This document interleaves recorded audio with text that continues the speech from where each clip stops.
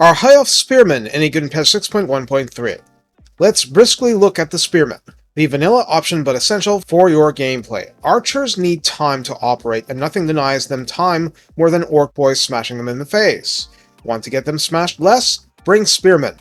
There's also the whole cavalry denial thing too.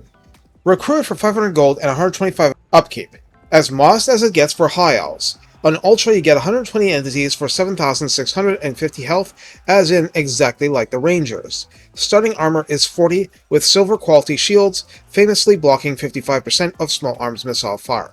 These shields basically define the unit. The unit is annoying and difficult to remove with sustained ranged fire, but not impossible. This slows damage down, but definitely doesn't eliminate it. Leadership of 70 is very respectable.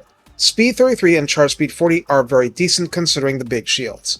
Melee attack begins at a mere 20, with an attack interval of 4.8, not as miserable as some, but definitely on the slow side, and this is an even bigger reason than the melee attack why it has difficulty putting out good damage. There is no splash damage. Melee defense starts at 38, extremely respectable with the shield, and you know this will get better. Weapon strength 25 is split base 19 and armor piercing 6 with a mighty bonus versus large of 15, damage split along the same ratio I just gave you. Charge bonus is a mere 4 and mass is 150, so just having the armor and shield means they're a lot harder to knock around. Harder, not impossible. The unit has hide and forest, charge defense versus large to eliminate charge bonus unless an ogre unit, then it's only diminishing, and charge reflection, which is not reliable when entities get tossed, but still you get in your augmented stab damage when you can. And that's... oh wait, there's this thing called martial prowess. If above 25%, the unit gets melee attack plus 2 and melee defense plus 12, so at rank 0 it's melee defense 50. No big deal, right?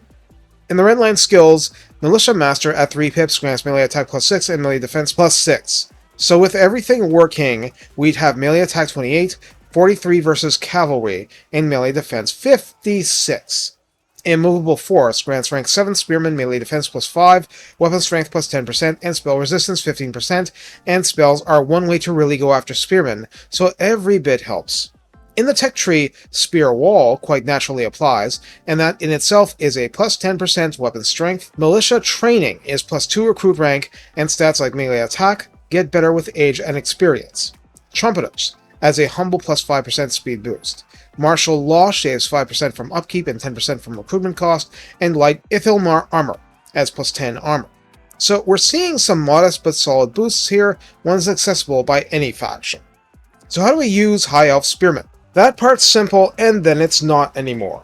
Yes, you can use them to wall off parts of your formation from cavalry attack and hope it's enough when slobbering monsters show up, and yes, they'll absolutely buy you time, but the reason you pair them with archers is that their own time to kill is too painful to rely upon. Furthermore, while the defense is great and wonderful, a lot of factions have aggressive infantry that exist to beat down on spearmen, and also chariots and pump wagons and the like have natural advantages that are only defeated soundly if they charge from the front like complete idiots. So there's such a thing as relying too much on spearmen. A spearman stack is going to last a while, but it isn't going to kill things fast enough. At least unless it's against an army that's all like cavalry, and that's another thing. Their armor piercing is low, as you'd expect. So over-reliance on a defensive unit like this just isn't viable in the long term. Spearmen are part of what I'd call the vanilla Tyrion build, namely, with archers, a bolt thrower, and having freaking Tyrion.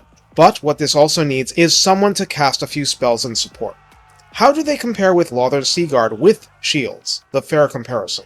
The Seaguard are a little more elite with their melee attack, melee defense, attack interval and weapon strength, and of course have bows too, but have 25% less entities, and while entity health is a little higher, it's not by much.